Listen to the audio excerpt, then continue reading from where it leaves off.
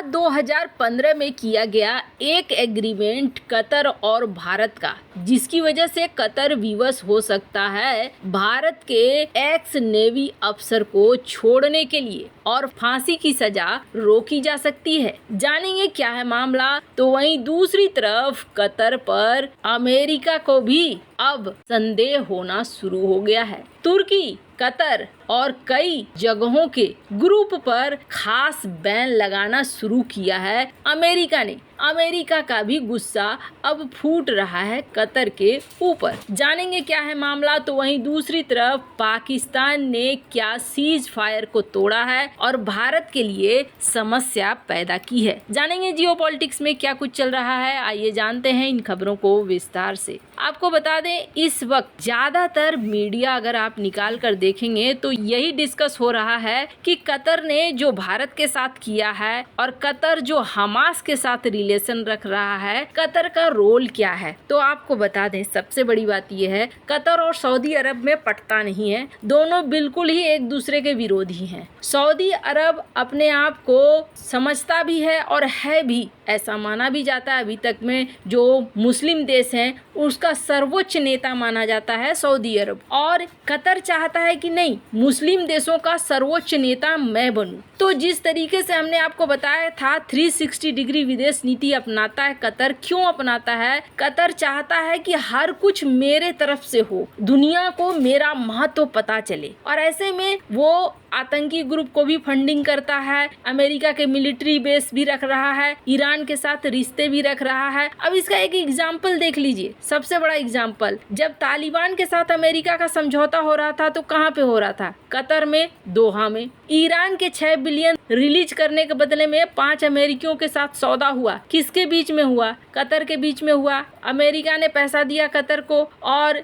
Iran ने फिर लोगों को छोड़ा कतर में। तो आप समझ लीजिए कतर धीरे धीरे अपने आप को चाह रहा है कि हर मुद्दे के लिए दुनिया उसे ढूंढे, दुनिया में उसका इम्पोर्टेंस हो। और अभी भी क्या हो रहा है? कतर को अमेरिका ढूंढ रहा है और अमेरिका यहाँ पर बंधकों को छुड़ाने के लिए बात कर रहा है। स्क्रीन पर आप देखिए कतर को लेकर अमेरिका के मन में क्या है। कतर को लेकर अमेरिका जहां इस वक्त कतर को कह रहा है कि वाह, आप बहुत बढ़िया काम कर रहे हो, लोगों को छुड़ाने का, बचाने का काम कर रहे हो बंधकों का, लेकिन इसके साथ ही साथ अमेरिका अब कतर पर नजर भी रख रहा है कि कतर की फंडिंग की वजह से हमास जैसे संगठन खड़ा हो रहे हैं। स्क्रीन पर एक दूसरा आर्टिकल देखिए, अमेरिका ने एक्शन लेना शुरू कर दिया। हमास के जो कनेक्शन है उन पर धीरे धीरे फाइनेंशियल प्रतिबंध लगाने शुरू कर दिए। कतर बेस्ड, तुर्की बेस्ड ये जो ग्रुप हैं उनके ऊपर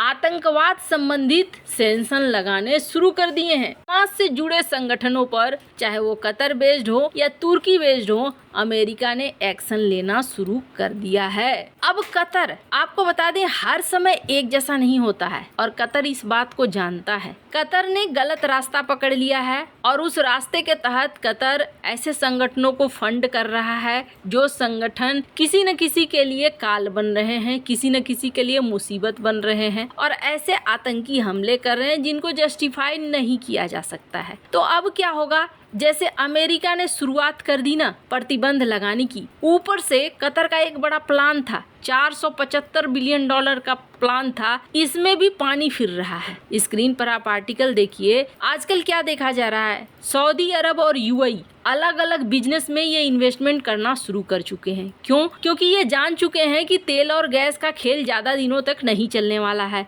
कल की डेट में कब ये तेल और गैस का खेल बंद हो जाएगा कहना मुश्किल है, लेकिन हाँ, 2030 के बाद धीरे धीरे कमी दिखनी शुरू हो जाएगी। 2050 तक ऐसा हो सकता है कि धीरे धीरे लाले पड़ने शुरू हो जाए। क्यों? क्योंकि दुनिया ग्रीन एनर्जी की तरफ बढ़ रही है। तो ऐसे में यूएई और सऊदी अरब ने अपने पैसे लगाने शुरू कर दिए अलग अलग बिजनेस में। कतर ने जब देखा कि उसका प्रतिद्वंदी सऊदी भी लगा रहा है तो उसने भी $475 बिलियन का एक बहुत बड़ा प्लान बनाया कि हम ये अलग अलग टेक कंपनियों में लगाएंगे, टेक कंपनियों से ठीक ठाक पैसा आएगा। बात भी सही है, लेकिन अगर कतर का ऐसा ही रोल रहा तो तो दुनिया के देश अब इसके इन्वेस्टमेंट लेने और इनके लिए काम करने से हिचकिचाएंगे, इसके साथ साझेदारी बनाकर चलने से हिचकिचाएंगे। और आपको बता दें, सबसे बड़ी बात क्या हो रही है, इस वक्त बहुत ज्यादा चर्चा में है कि कतर ने जो भारत के 8 पूर्व नेवी अफसर को फांसी की सजा सुनाई है,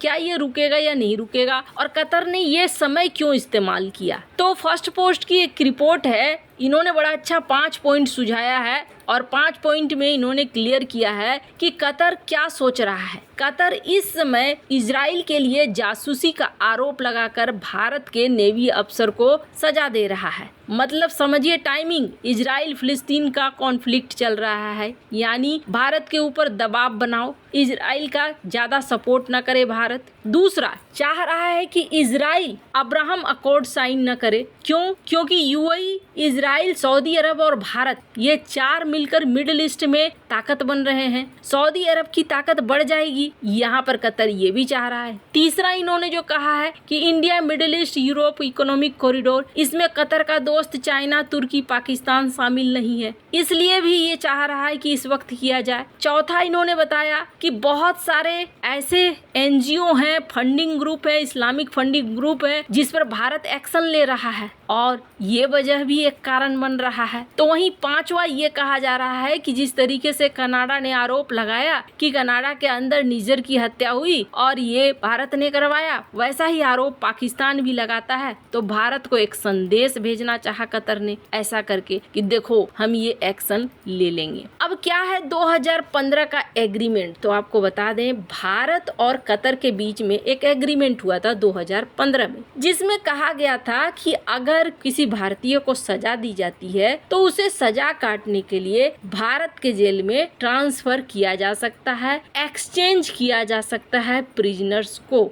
ये एक समझौता हुआ है, स्क्रीन पर वियोन की इस रिपोर्ट को देख सकते हैं। तो हो सकता है भारत अभी इसका इस्तेमाल करे और इस्तेमाल करके नेवी अफसर को छुड़वाए। अब ये आने वाले समय में पता चलेगा, पर फिलहाल अपना पड़ोसी धीरे धीरे पर फैला रहा है। स्क्रीन पर एक आर्टिकल देखिए, अर्निया में जम्मू कश्मीर का ये इलाका है जहां पर पाकिस्तान की तरफ से सीज फायर का उल्लंघन किया गया। कहा गया अच्छा देर तक रात में गोलीबारी हुई और इसमें कहा जा रहा है कि कुछ लोग घायल भी हुए हैं। गोलीबारी इस तरीके से हुई कि गांव वाले बंकर में जाकर छिप गए। उन्हें लगा कि फिर से शुरू हो गया क्या अब ये लड़ाई झगड़ा, और यहाँ पर पाकिस्तान ने सीमा पर सीज फायर का उल्लंघन करना शुरू कर दिया है। खैर, भारत के ऊपर दबाव बनाने की कोशिश की जा रही है और अब देखना होगा कि आगे भारत सारी चीजों को कैसे हैंडल करता है। अभी तो जिस तरीके का सीन है, एक भी कोना नहीं बचा है दुनिया का जहाँ पर शांति हो। सब किसी न किसी मामले में किसी न किसी तरीके से फंसते हुए नजर आ रहे हैं। वैसे इन सब मामले में आपकी क्या राय है, कमेंट कर जरूर बताएं। जल्द मिलते हैं अगले वीडियो में नई खबर के साथ।